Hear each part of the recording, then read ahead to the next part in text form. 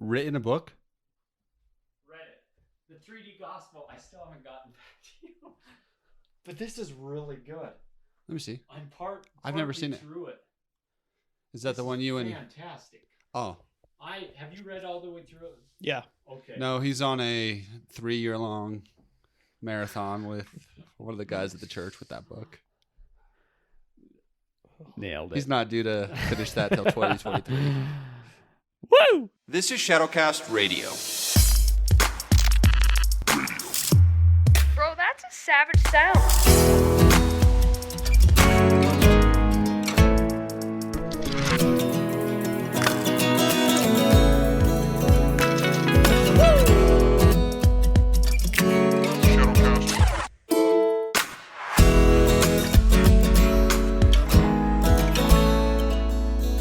Welcome to Shadowcast Radio with your host, Owen Brasington. Preston Ackerman. Nathan Brasington. Absolutely. And you know what I'm excited about this week? Because P had a great idea for what we should be covering this week. And that's P like the letter, not... Yes. No T. Preacher P. Yep. No Preach T. Not a Pete.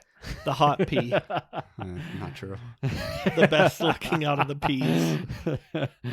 And how many P's are there in this metaphorical world we're talking about? I don't know. I've heard there's too many. It doesn't matter. Too You're many still to the follow. best looking out of them. You know, I do want to put it on record. Were they that, countless, No. it would not have mattered. I do want to put it on record here that Without actually... number. No. You I have want to to put it on record that Nathan actually, out of all the awards for being handsome, Nathan actually is the one on the show who has the most awards. Tell me, what? I have 0 awards. No, That's I not know true. That's That's not true. There Nathan, was tell one us about your rigged system where I, by mistake, won an award. It's no mistake, baby. You- It's no mistake. His was it a regimen? Is that what you would call it for that? He entered a competition At of the University hotness. of Wyoming. For the love- and the for University of Wyoming Mr. deemed him Wyoming. as Mr. Wyoming. And he won hands down. It was a sham. clearly. You know how Esther... No one in else the book- entered. Not true. You know how Esther in the book of Esther sort of entered like a female pageant? It's This sort of was the the equivalent for men of in that. Wyoming. There It's was the no biblical for such a equivalent. time as this, though. Baby, Nothing that's not that true. You're meaningful. selling yourself short. But this one would have been of greater prestige. Oh, yeah, I'm sure. All I'm saying is I have no awards I was just- on my end. Well, Yeah. you should. He- That's all I'm I saying is forgot you should. about that, Pete. You actually... Let's make an You do award right now qualify. for the Shadowcast Radio Award for Excellence and the Spiritual Gift of Good Looks. Baby, that's hands you. down. Baby. Preston Oh. Ackerman. Well, there was a reason why he was so well accepted among the Colombians. He looks like a hot Peruvian. Ooh. Peruvian? They're close together, from what I understand in my geography. Oh, did you study geography in Well, college? Clearly, minimally. What is this? What is happening So, right well, now? what Preston just So take wait, a- what are are we we talking What are we Stop talking it. about this week? So we have this incredible, deeply theological, conundrum in the scriptures that we are going to completely suss out. No, I'm totally kidding. This week we You probably though- just though disappointed we- some I'm people. so sorry. Yeah. 'Cause Now we- they're tuning out, so thanks. Our perfect exegesis is, yeah, I'm kidding. But no, rather than sort of our normal course of action, either having somebody to interview or sort of addressing a topic throughout the scriptures, this week I thought it would just be a good idea for us to just be raw and authentic and just talk about some of the things the Lord's been teaching us in our quiet times, in our devotional times, maybe some of the books we've been reading. I don't know, just sort of a reflection episode where we can just talk about what God's been doing and just give glory to his name for That's good, man. some of those things. So. That's good. Yeah, and that is so important in every believer's walk to be Mhm. daily entrenched in the Word. Yeah. Obviously, the Bible talks about so many places being able to decipher truth from non-truth. And of course, we're being thrown non-truths all day long. That's right.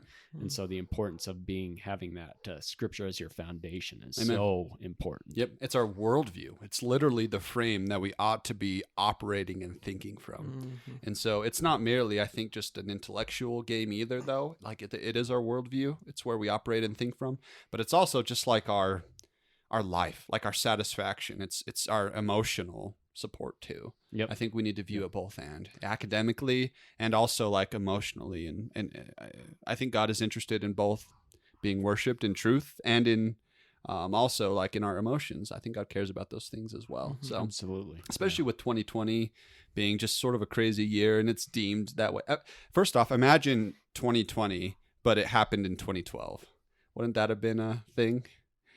Are you guys familiar with the 2012 end of the world metaphor? Oh, I would thought you were Okay. meaning like the Packers won the Super Bowl or something like that. No, the Packers haven't won. I'm sorry, man. I didn't know. wow. No, you don't know. Are you not familiar with the Mayan calendar 2012 end of the world Okay. prediction? Yep, yep. They made a whole movie about it. Yeah, that would have. Imagine if 2020 happened in 2012. Yeah. That would have been. I would have been more convinced. Yeah.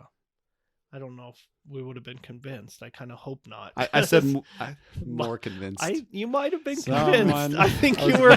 That means that he was pretty close, but that could have put him over was the on edge. the edge. 2012 was the year that I graduated, and so it was sort of funny because 2012 would have been the year that we would have graduated as a class and then died. So it's Yep. kind of a joke. Wow. But that didn't happen. But No. alas, we are still here. Here we Alas. are.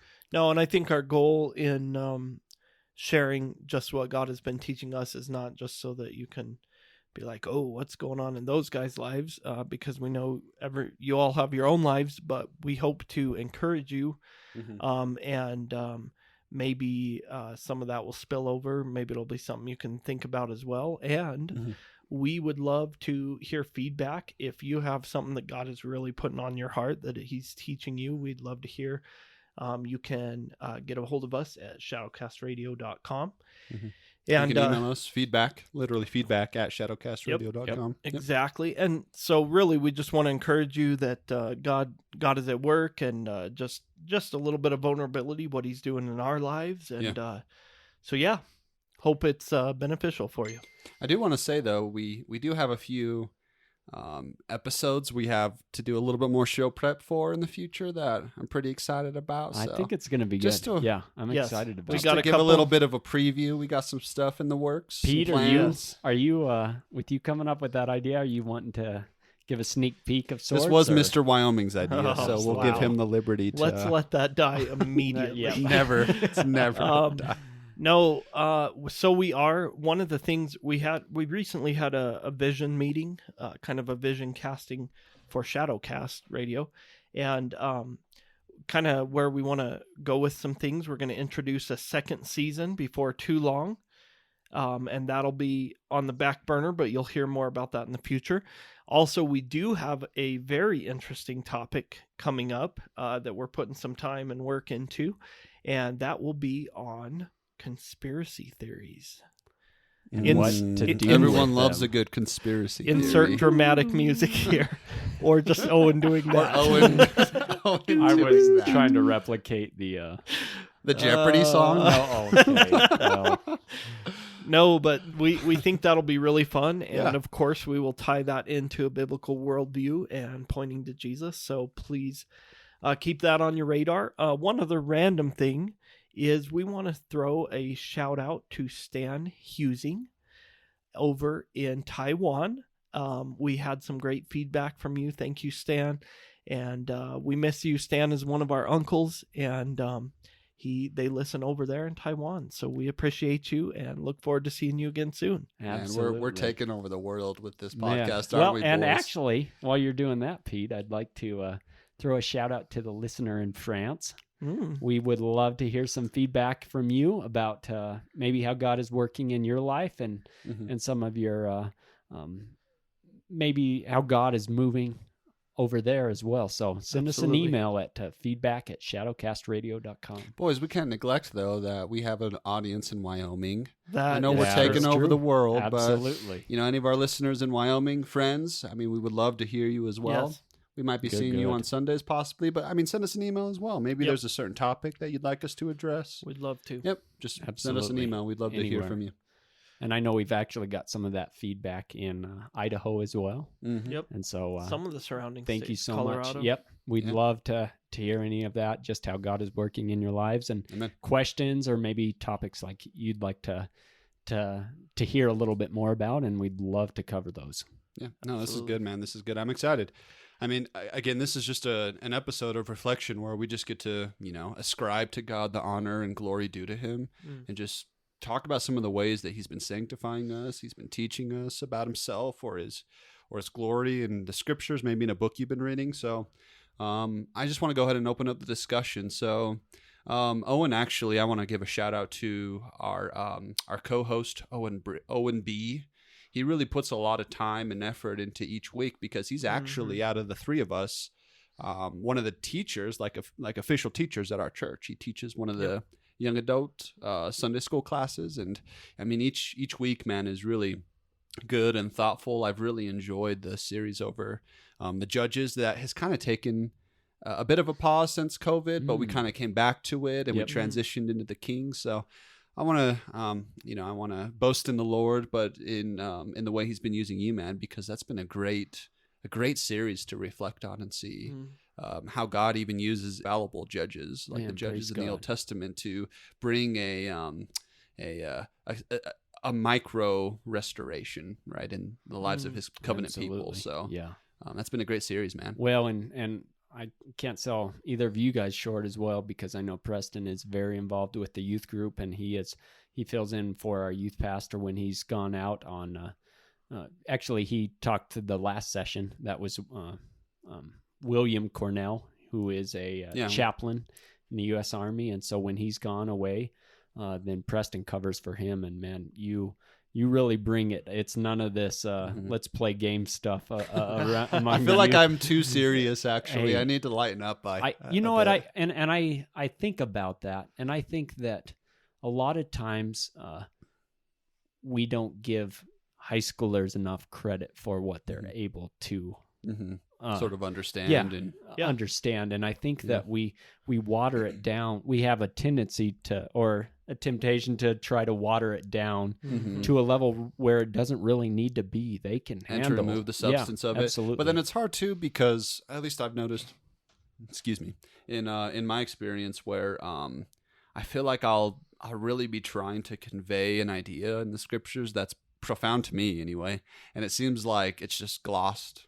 eyes, in the room. And you did some time in the youth group, man, too. Yeah, you know what I'm saying. Teenagers in general. Like my prayer is that they're being transformed. Yeah. And but man, sometimes though it could be tough though. I far think as prep work and seeing glossed eyes. Yeah. But I pray think a God's lot doing this gets stuff. through though, man. I know that those are formative years for youth, for that age, the high school and college years. And so I think a lot does get through. I think that's the standard teenage response though, is don't react.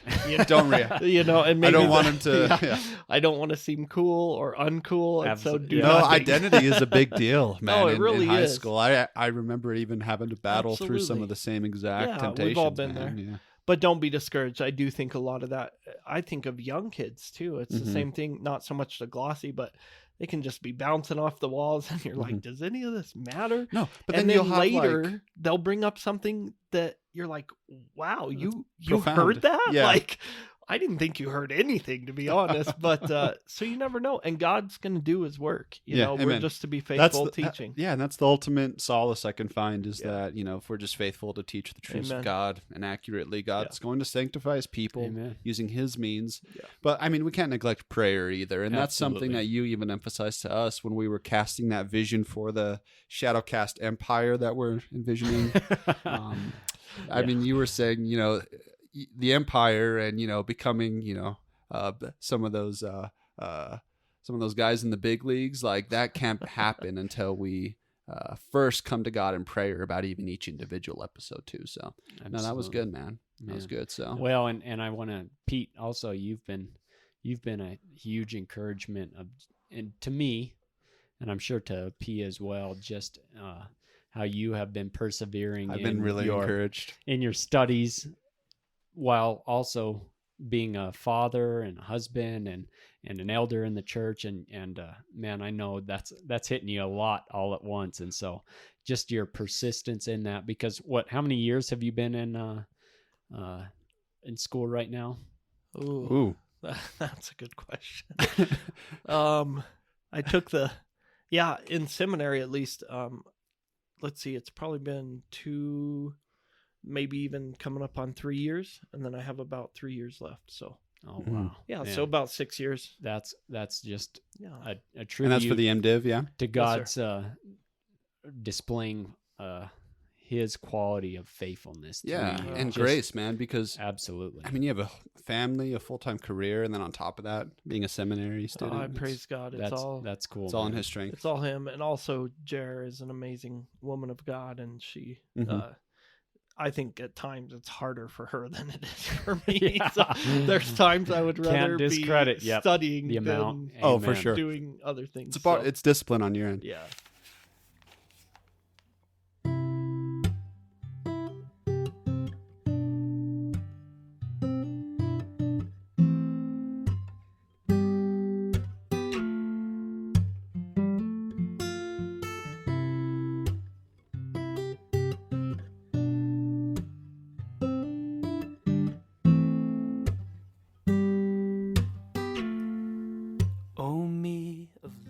So I know you two are brothers, and so you've had many a fight in your upbringing, I'm sure. But I do, Nathan has been an absolute encouragement to me. He was actually one of the, I think, men who contributed to discipling me when I came up in the youth group. He was one of my youth leaders. Owen was off at college in his fancy studying of numbers. So I didn't meet Owen until a little bit later. But when he moved back actually to Rock Springs, but I'm sure I maybe met you in passing. But no, Nathan has been a dear brother of mine. I want to encourage you there. But actually, just to our audience, I do want to let you in on a little bit, and this is impromptu. I didn't tell the boys about this. This makes me nervous. I know. I'm going to say that right off the bat. Slowly turn down his volume, and fade out. But Nathan and I... No, I'm kidding. No, actually, though, Nathan and I did get into one pretty serious kerfluffle, a fight of sorts that happened during a mission trip in a city that's far away. Where were we? Was it Denver, or did you come to New York? Which one was it? No, I think it was in New York. It was in New York. It, it was in New York. So Nathan and I got into a little bit of a tussle. And that I think fought. We didn't fight. No, like one of the things that's I think true in anyone's experience is when you really begin to be bonded and grow close with people. There's a bit of a vulnerability there that if you cross a border or you feel offended by them, it can lead to some difficulty and some hardship and some relationships being torn there. I'm giving Nathan. Were we torn apart? You might not have. Okay, so let's add a little bit of context to the story. That feels dramatic. This is gonna revolve back to a story of restoration and the beauty of the gospel, but God sanctifies us through some of these moments, and so Nathan and I we went on a mission trip together.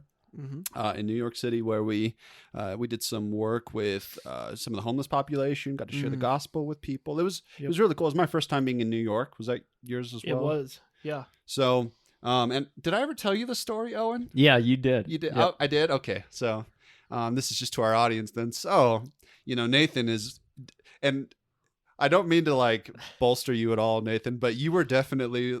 I feel like every youth leader when we were growing up, like they're just the coolest dudes ever. Oh man! Like Nathan, Brock, like set me up for the fall. He was Mr. Wyoming, so he was Mr. And so, I mean, definitely his resume fit the bar. But anyway, so we loved these men who invested time in our lives and in caring for our godliness, and Nathan was actually. He kind of was known to be the guy to put people in hot seats and ask sort of the awkward, hard questions that, about personal struggles and stuff. So we definitely, got to grow close just in true sanctification and discipleship in those areas. But then there was an incident. I laugh about it because Oh, I think it's man. funny in hindsight. But in that moment, I was serious. So I think I was a junior. I was either a junior in high school or sophomore or junior in high school, I think. So we were in New York. Nathan's one of the sponsors, sponsor youth group guys there. And I don't know, we have a few, we had maybe 5 or 6 guys from the youth group that were attending us on this trip. And I forget how many youth members or youth leaders there were. I don't know, maybe 3 or 4. Anyway, so, we're doing ministry, we're exploring the city. And one of the rules actually was that, this is ministry for the Lord. So it's not going to be you're not going to be allowed to have your phone out all the time and to, check messages and stuff like that. And so one of the rules was you can't have your phone out unless you are unless you're having like a lunch break or something like that, right? I think that was kind of the rules there. That's how I remember them. Nathan, do you have a disagreement on? I It was honestly, the I don't clear remember the established rules. exact rules. To be Anyway, honest with so no, I thought that was kind of the rules there. you. All I know is you were breaking them. Yes. No, And- I am a rule follower to the T. And so I remember I got a text from one of my like football colleagues about practice because it was during the summertime and there was, 2 days during the summer. And so we were eating at a restaurant, not doing ministry. We were definitely at a restaurant eating. And I'm sitting there texting, answering the question from a friend who had asked me about football 2 days during the summer.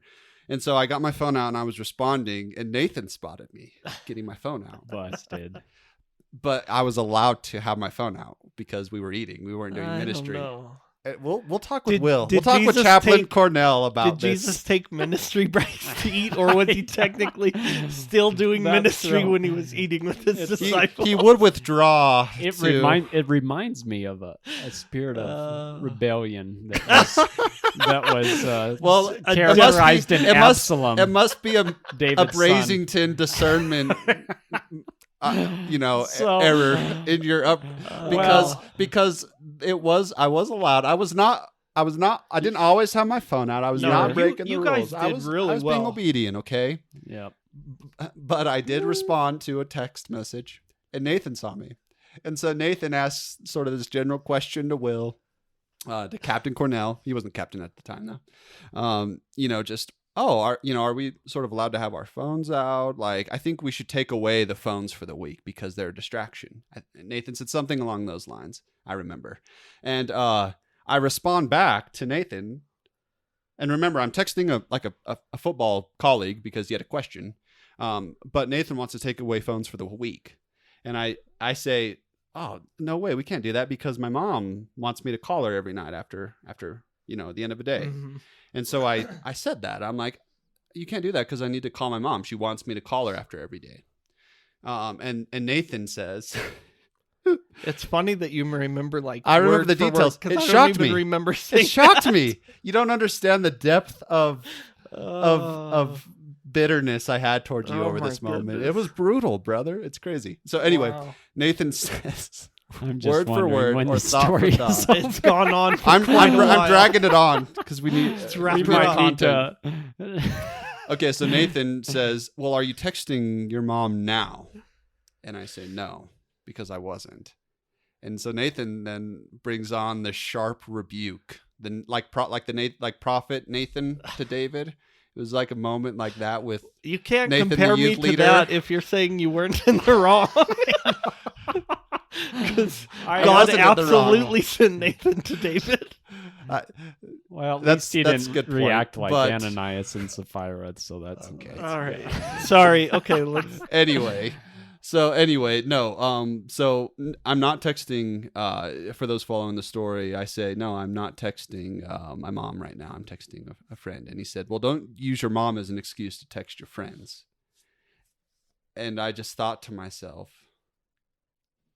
"How dare you?" How dare you? the unrighteousness that I has am happened. a 17-year-old and I know everything. So much more than you. No, but I There's remember. no possibility of me being wrong. How Zero. dare you? So, And But so now- eventually, a few days into like my obvious avoidance of Nathan during the the duration of our ministry trip. I think Will's like, okay, you have to go and make amends with Nathan, and so I'm just like, fine. And so me and Nathan meet, and I'm just like, nah, brother, we're good. We're totally cool. That doesn't feel honest. No, it wasn't. Because literally months later, I was still mad at you about goodness. that. But alas, the Lord has restored he's broken down the wall of hostility. Yes. Like he says in the book Amen. of Ephesians, and he restored our friendship. And Owen and I have yet to have our fight. But So let me ask you this: as a youth leader yourself now, looking back, well, I guess clearly you don't really view that story any differently because you just told it. Yeah. But I wonder if things would be different with you on as a youth leader now. I don't know. That's hard. to imagine. I don't know. It is, Yeah. and I don't remember that story quite as exact. But part of it's hard, man. It really is difficult. I'm learning, at least in the youth ministry, that to really invest well in the souls and get really close to youth, because so many of them just seem disinterested in the things of God, and that's my connection point. You know what I mean? Mm-hmm. Like that's the thing I want to establish in you. And well, I think it really was is hard. One thing that was awesome on that that trip specifically, and certainly I'm a work in progress, just as all of us, and so I think it is a little different dynamic when you're leading a trip or helping lead a trip. You know what I mean? There's just different things you're thinking about, but certainly it felt like that.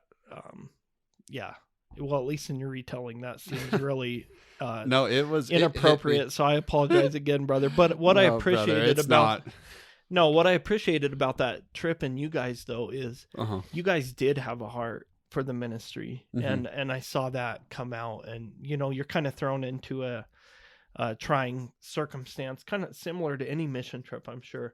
And it's cool to see what God does and how he brings out, there are sometimes times of tension or nerves that are frayed and whatever else. But man, if you come away and say, not only did God work in me, but we saw what he did in the people we ministered to. And I definitely saw God working in and through all you guys. And so I always appreciated that. That was such a meaningful trip. And no, brother, it was I super good. Yeah, for sure. And so, we say that, I kind of just bring that up because it's, in part it's funny, but ultimately God is even using these things for his glory and he's sanctifying us.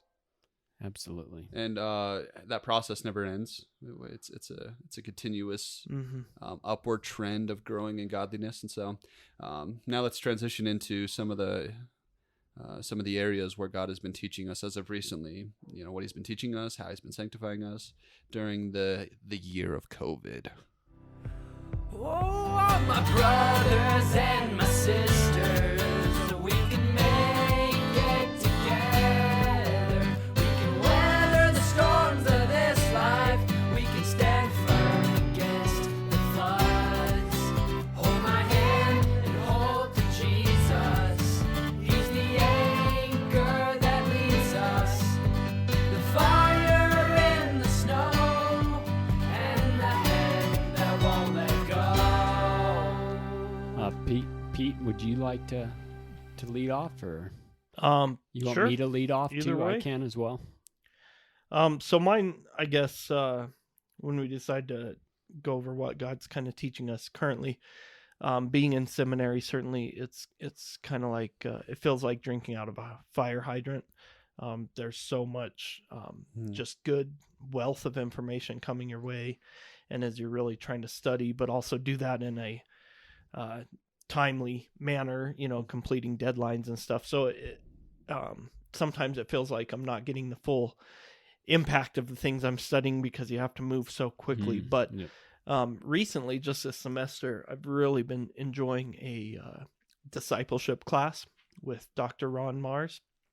And, it made me think I've been thinking a lot about discipleship recently.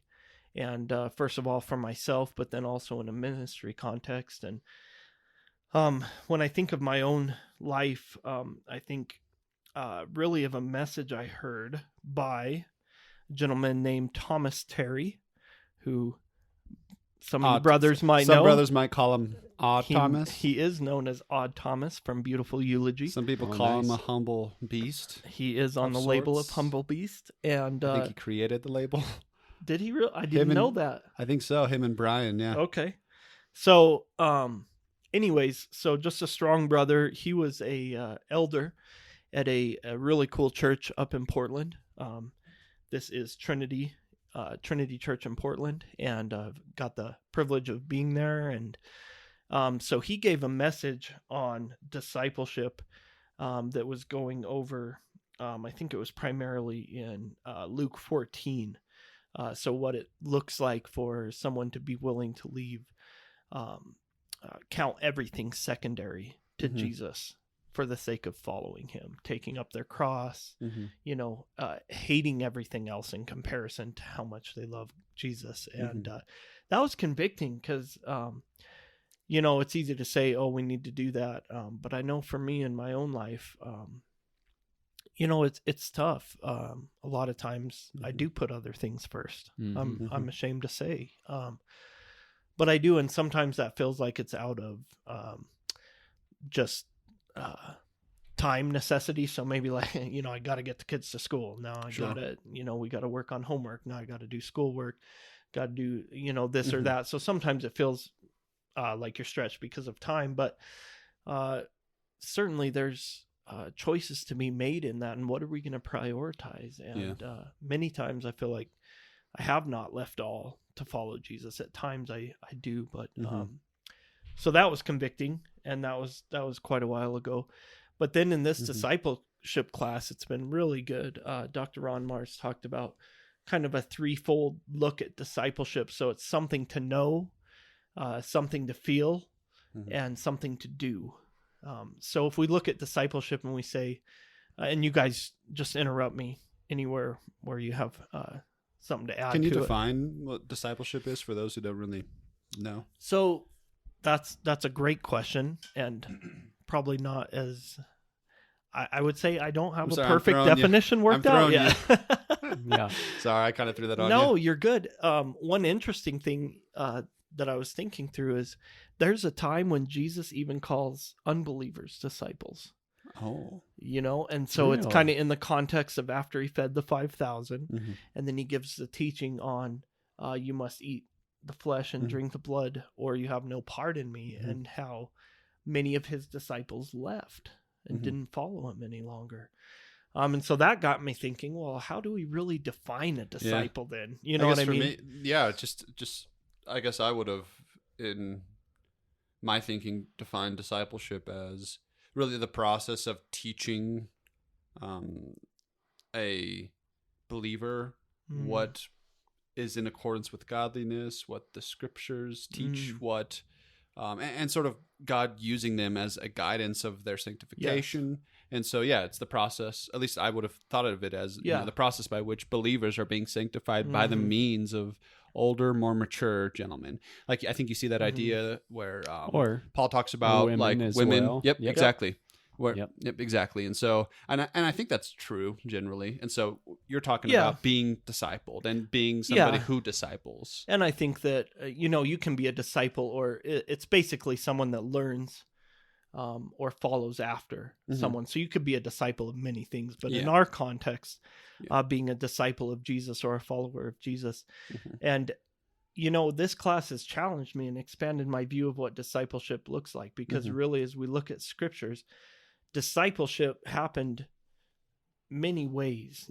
Jesus taught the crowds. That was a form of discipleship. Yeah, he broke bread with and spent time with the 12. And that was certainly discipleship. He had intimate relationships, even more so with, the three, and one-on-one relationships. And that was discipleship. And so kind of looking at a three-tiered approach to discipleship, it's something to know. So if all we're giving is information, here, look at these scriptures, that's good. And we need that information. But if it's not also combined with a way to feel. So kind of how are we devoted to Jesus? The idea of leaving everything for the sake of him. Like we feel an allegiance to him above all else. There's a difference between just like that as a fact and us Right. embracing that in our Because heart if we of hearts. just have the information, we may not be devoted at all. That's very, So it's something to feel and also something to do that should translate into obedience. Yeah, that's good. If we're not obedient, are we really his Being disciples? discipled. You know, and so I thought, man, that's powerful. And then also looking at how that happens, this is honestly peer discipleship as we talk through things that God is doing. That's God's good. using that in each of our lives to grow and move us forward and closer to him. And Amen. we're being discipled when we listen to a service and on a Sunday sitting in church. We're And also an aspect of discipleship is that personally we're being more transformed into the image of Jesus through Absolutely. the process of sanctification. Absolutely. And Yep. I know that's something that you talk about, Owen, a bit. Yeah. Is the Well, sanctification. And Pete, actually, I wanted to, you had mentioned that in your class that many of the people had talked about how their churches had focused on discipleship in particular. And what were some, I was curious as what did some of those models look like? Well, I think, that's a direction I would love to see our church personally go is just having a real clear strategy in how we want to accomplish, we want to point people to Jesus and walk with people closer to in the sanctification process. But how does that work best and how does that look for our particular context? And I think, many places have a large group meeting, a Sunday service, and I think that's very valuable. And then I think you see many broke down into smaller groups where you get into a more personal level and more tailored teaching and kind of the life on life. Maybe that's small groups for some church. That's probably pretty common. And then it's also just individual level, people that are believers saying, man, this guy or this lady is on my heart and I want to walk with them. They're going through something hard or they're like, let's just walk through this. And maybe that's lifelong. Maybe it's just a few months, who knows, but God's using that. So it's really the multi-levels. And So I'm It's cool. curious a little bit because maybe did anyone give you examples of what that real micro discipleship looks like? Like you were talking the one-on-one. Well, and there's places that, so in my opinion, the way it works best is when you have, and God can work through all kind of things. There may be two people that are relatively in the same level of maturity in their walk that are just learning together. That's discipleship as you grow together. Iron sharpening iron, right? But then I think what's really cool is when you see someone that's mature in the faith that sees a younger brother or sister, maybe they're just younger in the faith. They might not be age younger, but they really come alongside them and just show them love and care and spend time with them. So it's not like, hey, I'm so-and-so. Here's my 12-step program. Are you interested? You know? And so it's really an organic, holistic, coming alongside, living life, but they're intentional. So even if the person that is younger in the faith, they may not even realize it, but the person that's being very intentional about discipleship is working to make sure that truth is presented in a relational way, that they are learning and growing in Jesus, coming closer to him. And it's going to look a little different for each person, but I think being very intentional about that, and it may look like, hey, let's read this book together, or hey, what have you been learning in your devotions? Let's talk about that. Or hey, what are you struggling with? Let's look at the scriptures. And just doing life together, also just spending time, breaking bread. That's effective, I think. I like that. Oh, sorry, Pete. No. It's funny. This is kind of becoming a discipleship episode. Absolutely. I kind of want to stay on this topic because I think it's interesting. So I have to point out that when you put it that way about this kind of micro level discipleship, from, like you mentioned, it doesn't seem, it's not an in your face, but it's certainly alongside presence, continual. Right. And I have to throw a shout out to Kevin Neeland, who in a way has done that for me and many others I think of of my dad, Sure. and also Sure. Will has been huge. But Big time. I guess one that has come to me has been in a way that really I did not see originally, but that is in the field of worship. And so when he goes out, he's encouraged me. Hey, Owen, I'd like you to lead in worship.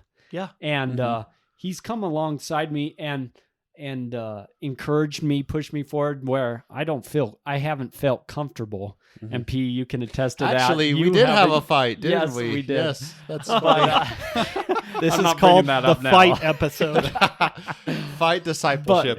but I didn't feel 100% comfortable in that, but he kind of encouraged me and pushed me forward to say, hey, Yeah. you can do this. And good. I've thinking back throughout this whole time where he has been he's our worship pastor at our church. I'm sorry, I should have filled you in, but he's been intentional in talking to me about saying, hey, these are sometimes some of the struggles that a worship pastor will have. And it can be anything ranging from small things. I'm not going to get in particular, but Sure. it can be people that feel very strongly about small things. And he has taught me that it is important for the worship pastor to kind of act as a barrier between those who are critical and Of those like styles, maybe. absolutely, Or of because you're tempos going to and have that. instruments It's even. bound to Sure. happen. But to serve as a barrier so that your worship team is not necessarily becoming discouraged by all these Sure. critical amounts. So he He's takes taking those, the brunt of the takes criticism. them into Yeah. consideration, throws out what is not really valid, and then maybe some things he will take into consideration and maybe make some changes, but all the while protecting those who are serving from being discouraged. Yeah. And I just thought, man, that is really cool because that's an aspect of serving that he's come along as kind of mentor saying, hey, Yeah. kind of preparing Yeah. for the next generation. And so I've always appreciated that. How about for you, P? No, that's really good. And I'm sorry. I would love to talk about my topic, but I kind of want to keep on discipleship for a moment, because I think this is something that's pretty complex. Yeah. You talked about it being organic, and I really vibe with that idea there. In the same way that humans just naturally will develop friendships with one another, I don't know if discipleship can be forced either. At least I had an experience where, I was at the University of Wyoming, and there was a gentleman there who was, he was a seminarian going to one of the local seminaries there in Laramie, and he was tasked with being the guy who's going to disciple me during my time in Laramie. Well, I was there with FCA, so it would have been with like a parachurch organization, not within the context of a church congregation. It was with FCA, Fellowship of Christian Athletes. But I just did not get along with the guy. Like, I don't know. It seemed like it was kind of a forced thing. And so I know that it was hard for me to, in a way, accept discipleship from him. Like with some of you brothers and with men like Will, I just naturally, by God's grace and his provision, developed a strong relationship and friendship with you guys that I learned to trust you. With some of the deep, vulnerable aspects of that deal with the nitty gritty of being sanctified. Yeah. And that's being vulnerable. Like you're not interested in being vulnerable with people you don't really know or trust or even like. Right.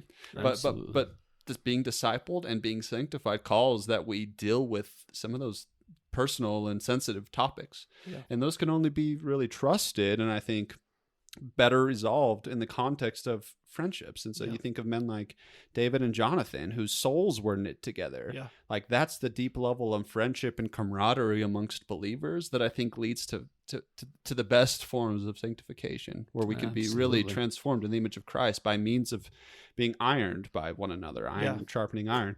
And so, but that's what's hard, right? We can try to come up with a church with a church formula to say, okay, you men will disciple these men. But what if it's hard to trust some of these men? Yeah. And so at what point is it implement discipleship courses in church context over and against God using, his sovereign means to orchestrate friendships that lead to sanctification? That's a balance. Maybe it's a little bit of both. Yeah, I think God uses both, certainly. Yeah, because I don't think you can force. You can't force anyone into that. But that's what I love about the idea of, having a heart for someone and just coming alongside them and loving on them and spending time together. And then you just kind of move naturally almost with the Holy Spirit leading into more of a discipleship context. And I love the beauty of that. And so that is not just pastors' jobs. That is all of us as believers. We need to be open and available and looking for, who can I be sharing life with and drawing closer to God together with. That's such I think an important aspect too of Christian discipleship and sanctification. It's the image of God in us that leads us to be unified with one another, to share in fellowship, because God himself is perfect, pure fellowship amongst the different persons of the Trinity. And so it's innate with us to be unified with one another and to grow together as one another. I think that's why when you see a lot of those, have you guys ever watched any of those TV shows that play off of the idea of isolation and seeing how people react after being isolated from humans for a long time? It actually plays an adverse effect on your psyche a bit. Yeah. Like we're made for fellowship with one another. Yep. But not every personality either drives with one another either. So it's sort of interesting that's, and I'm sure that's an aspect of sin too. Like Jesus had a really good ability as the perfect human to love those who were unlovable, or love those who in society were deemed as outcasts, and they were the lepers. They were literally the harlots, right? Or they were literally the tax collectors, the thieves. Yep. And man, Pete, I'm really glad you brought this topic up, because this is nailed it. This is really, I feel bad. I want to hear what you guys are. I know, no, brother. But there's so many aspects, and because this discipleship can look different across the spectrums. And what really just came to mind was the talking about Apollos. Now, Apollos was a very capable speaker. And it brings me to actually, let me see, Acts 18 verses 24. I want to read that real quick. It just said, Now a Jew named Apollos, a native of Alexandria, came to Ephesus. He was an eloquent man, competent in the scriptures. He had been instructed in the way of the Lord, and being fervent in spirit, he spoke and taught accurately the things concerning Jesus, though he knew only the baptism of John. He began to speak boldly in the synagogue, but when Priscilla and Aquila heard him, they took him aside and explained to him the way of God more accurately. And when he wished to cross to Achaia, the brothers encouraged him, and he wrote to the disciples to welcome him. When he arrived, he greatly helped those who through grace had believed, for he powerfully refuted the Jews in public, showing by the scriptures that the Christ was Jesus. And so here you have that's good. Just husband and wife who are kind of withdrawn. We don't know a whole lot about them from scriptures, but they hear this eloquent speaker who knew part of the story. That's what's so fascinating. Taught accurately, but he didn't have the full picture. So they took him aside, said, "Hey, let's show you the full picture of what the gospel is," and shared it with him. And through that encouragement and kind of discipleship, he encouraged many others and refuted strongly those who are against the word. And I just think, man, that is an aspect of discipleship where through their faithfulness alone, where they brought him aside and just said, "Hey, let's study the word a little bit more. You have a good picture, but not the full picture." And I think that's awesome. And eventually you reach an aspect of competency where you're able to now test what is being said against the scriptures, like with what Paul and the Christians that were in Thessalonica did in Acts 17. They were more noble. Or, excuse me, the Berean Christians. The Bereans. They were more noble than those in Thessalonica because they tested what Paul had said against the scriptures. Yeah. Right. And so, I mean, that's an aspect whereby you become so discipled and so sanctified in such a way where you become discerning about what is good and true and accurate. You're able to test now every spirit. And every teaching. You're not swayed by them anymore. You can test them against scripture. And then now it is the duty of the learned Christian, the one who's becoming more mature, to now begin to teach then those under them to likewise become discerning. And so I want to introduce quickly to just this idea I think it could be hard, and I've wrestled with this too a little bit. The Bible would teach that we are justified on account of faith in Jesus. So that means that we are declared righteous from the get-go. Mm-hmm. That doesn't change. Declared righteous, you have peace with God Amen. on account of faith in Jesus. Right. And we are forever grateful for that Praise the reality Lord. of justification. But God seems to see fit that his will in our lives isn't merely that we are just justified, that we have a legal peace with him now on account of Jesus' work, but that now the attributes and the glory and goodness of God begin to now reflect in our lives, whereby we are being more transformed into his likeness. Mm-hmm. And so God sees fit to not just merely justify us, but to also transform us Right. slowly and Ah. progressively back into the image of God, into Jesus, the truer and better Right. Adam. Like we like to talk about being restored back to the garden. Well, Adam was a human son of God who would have had no sin Right. in his being before the fall. And so if we're going to be restored back to the garden idea, the garden Yeah. ideal, the Bible teaches that without holiness we won't see God. And so God seems to see and be interested in sanctifying his people for his own glory, so that we are better transformed into his likeness, not because that's going to justify us before him, Yeah. but it's going to better glorify him and reflect and prepare us for eternity when we actually are with God. Well, and this just came to mind. Well, one thought first. This is just going back to your Priscilla and Aquila teaching Apollos. We don't know, but many think that Apollos wrote Hebrews. And Really? I didn't know that. And regardless of whether that's true or not, Mhm. God went on to use Apollos, certainly, Mhm. and he used them. I love that. That's really a picture of like short-term discipleship. Like they had a limited, probably Mhm. short-term role in his life, Mm. but God used them greatly in Yeah. his sanctification. And And so so I don't quickly after the death and restoration of Right. Christ too. Like, yeah, it was crazy. pivotal timing. But also, I think just going back to the garden, when you talk about being restored to the Adamic state Mhm. before the fall, Mhm. and I think that is the purest form right there Mhm. of discipleship. Oh, that's Man, good. Yep. the image of God, Yep. Imago Dei, walking with Yep.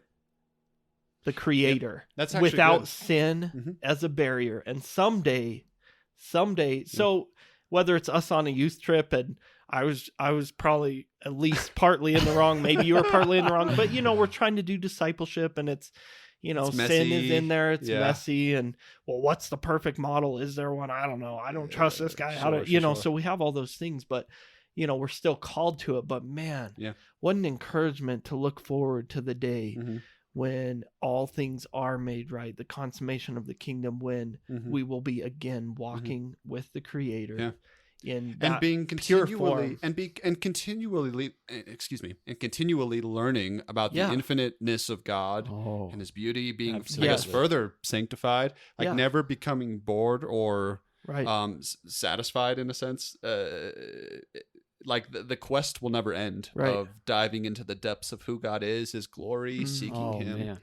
And so, no, that's a great point. Actually, it ties perfectly because Adam's commission was to rule over the world Mhm. in godliness and in God's wisdom. And so, he would have needed to have learned Yeah. what godliness That's was good. like. That He would have that needed to be implies discipled. like he knew in a way. God, like Yep. and they walked together. So as he's getting to know more and more the character of Yep. God, and I just think, man, that's going to be an awesome It's day. the exact same situation. Yeah. We have a second Adam status. And so, we are like Adam, learning to walk in godliness and wisdom, in That is righteousness. good. It's the natural outcome of having peace with God, being restored back to him, that we'll see in an ultimate and full sense without sin Yes. at the consummation Yes. of all things, but seen in part as born again new humans, the new humanity of God's people. So Absolutely. it's crazy. And I'm glad mentioned- you brought that up Yeah. because in sanctification, I have a tendency in myself to think of just myself and God Yeah. together. But there is also that disciple aspect of sanctification where it's communal. walking along, communal, It is that you It's mentioned, meant which to was be cool. done in community. And that just made me think of another case where I find it in myself to, Lord, help me to be faithful Mhm. when you have called me to Mhm. a point of discipleship. Amen. And I that's think hard. of a pivotal moment in my own life where God used a man, Paul Goodwin, in my own life as a disciple, or a discipler, I guess. He was And- discipled, And at it one was a point, case sure. where I was going through a period where I was very angry with God, and I felt like, God, I've tried to follow your decrees and statutes, and I've remained faithful. And here, some of my friends have gone and done their own thing, and they are not following after you, and yet they are prospering. And it's the same kind of a similar situation that David was feeling, the same thoughts and emotions. And man, one time he was listening to this in coffee, because we go out and have coffee, and that kind of highlights the intentional aspect of discipleship. But after I had talked to him, I was waiting to hear, "Oh, and you're doing right. You just hang in there." And I heard the exact opposite. And he said, Wow. "Owen, you know what the problem is?" And I was like, "Yep, tell me," because I already know it's them. Sin. It's them. And he said, "You are the problem." Oh, I've had a few of those moments. And I remember That's good. being shocked. I said, "What?" And he said, "You're so busy looking at others on the side of you that you've taken your eyes off Jesus." And he quoted that verse, "Looking unto Jesus." Amen. And that's all I can remember of what he said, but he emphasized, "Looking unto Jesus, the author and finisher of our faith." And he said, "You are sinning by taking your eyes off of the Savior." And that was a pivotal moment for me, because it jolted me awake to see that, wow, in the midst of looking at how everyone else is going off track, I myself have gone off track because I've taken my eyes off of the prize. And I think that is an aspect of discipleship that is tough, because that took courage he for him. went You have to there confront. and saying, Yep. "Hey, maybe this relationship could be It could be awkward, or it could be done." Yeah, it can be undone. And he still delivered it in faithfulness. And and Faithful Paul, are I the want to wounds of a say friend. thank you for being faithful in that. done. Amen. And I want to try to do the same to be willing to deliver a hard word in truth and gentleness when it's needed. Yeah, and the Bible teaches, Proverbs 9:8, it says, "Do not reprove a scoffer, or he will hate you." I guess that's the risk there, right? Reprove a wise man, and he will love you. And so the aspect is that as we grow in wisdom, we accept rebuke and correction, because it's going to further sanctify us into the image of God. Oh, yeah, that's good, brother. And that's awesome. That's a hard part of discipleship, is it may mean, Ruining a friendship. sharing some hard truth. And so that's really good, man. Thank you for sharing that. Yeah, that's good, brother. Was that the justification for why you harshly rebuked me when I was helping you with worship? It was. I feel Actually, I that- was thinking about okay, that. brother. I feel I'm sorry. I wasn't quite sure. Preston has been receiving harsh He rebukes. certainly has. I'm trying to think, when has he harshly I feel rebuked me? personally attacked right Quick, now. harshly rebuke me. Oh, I don't know. No, But- it's funny. This sort of became an impromptu discussion on really- discipleship, yeah. and it was organic. And praise God, hopefully this becomes a blessing, because this is something that's important. So thanks for bringing that up. Let me ask you this then, because I think especially during 2020, there may be a lot of listeners that are in communities where there isn't discipleship and there isn't community, because I can think off the bat, some of my friends in Houston, he's talked how he said he struggles because the bars are open, but the churches are not. Right. And he said he does not have that Christian community. And what, I guess, could either of you offer to those people saying, what does discipleship look like for them? Oh, that's hard, brother. That is hard. I don't know. I feel like we're privileged. Like, I came into the context of our church really being the newest among all of us anyway.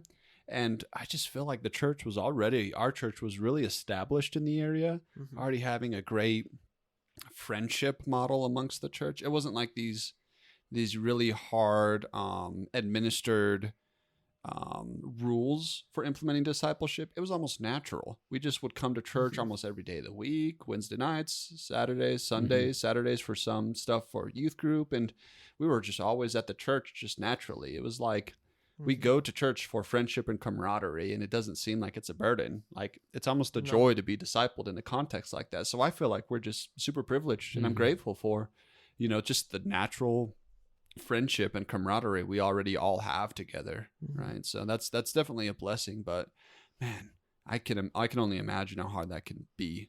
Imagine being like isolated in a church context when there's very little intentionality, very little risk, like you were mentioning too, of investing in people's lives. That's good. I mean, if anyone knows a Bible verse that just perfectly outlines the exact remedy and formula, I'm ears, but I got it. No, I'm just kidding. We were waiting. No, I think that, so just a few different groups. If you're a parent right now, one of the greatest discipleship models is with your wife, your spouse, your husband or wife, and then your children. And so I just encourage you during this time when you may be absent from the physical building or gathering of God's church, pour into those discipleship relationships. And then I think too, we got to all be intentional right now. That's and good. really go. And you know what? Let's use technology, and Satan uses technology for a lot of evil. But God is God's the master of all things. And so, man, we can be using that for his glory. We can be doing good. I heard some of the guys from seminary class that are up in California, or over in California, some with the wildfires that have been evacuated, and they're still doing their guys get-togethers just on Zoom meetings. And cool. I'm like, man, there's some cool ways that we can redeem that and still be spending time together. And but I do think it takes some increased intentionality and really that's good, putting in a little work. Well, how do you boys expect me to FaceTime you when you guys don't have any iPhones? See, there's a little hang up. We've gone to the better source. I'm just kidding. Actually, Will and I would disagree with you. That's true. And I want to add one more thing onto that, Pete. I think that is so good, like being ready to be intentional, which means being ready to be inconvenienced. Oh, that's good. And I think along with that is, I'd love to do an episode where we just talk about the power of prayer. Yes. But Solomon talks about there's a time for everything. Yes. And there's seasonality. There's going to be times where we need to be mentored. And I think that there's going to be times where we can mentor others. Yeah. And so we shouldn't have our mindset of always just being one or the other. Because it's going to be transitional. Maybe there's even going to be seasons. times. Yeah, maybe even seasons of isolation and those moments of suffering from almost away from discipleship. But ultimately, God, in his sovereignty and through the Spirit, is sanctifying and preparing his people, even in those moments. Absolutely. Yeah, you're still walking with him. Well, you're that's still good. learning from him. Yep. And, I think if we are just faithful in praying, Lord, give me someone that can encourage me and lift me up, or Lord, give me someone that open my eyes to someone that could use encouragement and discipleship themselves. God is faithful. And if we are continually lifting that up in prayer, he hears our prayers and he honors those. Amen. And so I think just that when you talk about intentionality, it also involves an aspect of being faithfully praying day in and day out for that. Hey, Owen, I think the prayer episode's supposed to be a future one. I You guess wanted so. to start that one right now? So I feel bad that's because in pre-show, Owen was talking about what he's been learning, which has a lot to do with prayer. And Preston has been learning a lot about death and what it does look death metal. That sounded terrible. No, but mainly what death isn't to the believer, which is good. cool. Yeah. So I'm really I would love hoping for us in a future ep to discuss some of these things. because I feel bad, like we just spent all the time talking about that, which is super good. Yeah. No, But it's really good, I hope we will come back and have a prayer ep as well as a what should death look like for the believer? Yeah, death and resurrection ep And is what I like to call it. absolutely, yeah. Yeah. Well, Well, I know So that those the will Lord, be upcoming. I know the Lord's been faithful to answer my prayer and finding me someone who's been encouraging. Definitely Nathan's been an encouragement to Unless me. I'm yelling at you Yes. over your phone. There you go. No, the Lord even uses that. Yes. That Yes. I don't know if it's either a true or false rebuke, but I a don't rebuke know. of sorts to. It's probably a little of each. And Little of each. God taught me a lot about No, not that's lashing good. out too. Absolutely. Yeah. You weren't the only one learning from God. I didn't get body That's good. slammed during a winter retreat. That's a good to say thing. the least. Well, you guys have been listening to Shadowcast Radio. We wanted to thank you for joining us today, where the course was not what we originally intended, but the Lord leads, and certainly thank you to Brother Pete for just being faithful and sharing what God is doing in your life and being willing to expand on that. I think really it's been an encouragement to me. Me too. And hopefully to all of you guys listening. So we encourage you, think about what we've talked about, and we just pray that you would, all of us would be faithful in discipling, which God has called all of his believers to. Thank you for listening to Shadowcast Radio. All music is produced by our friend Andrew Neeland.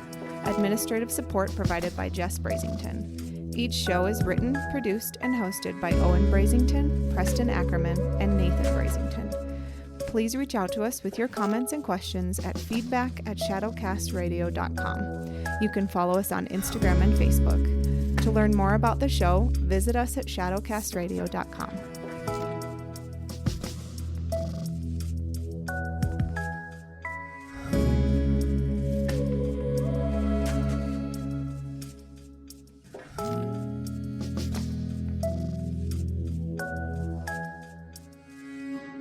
Thank you for listening. Come back next time.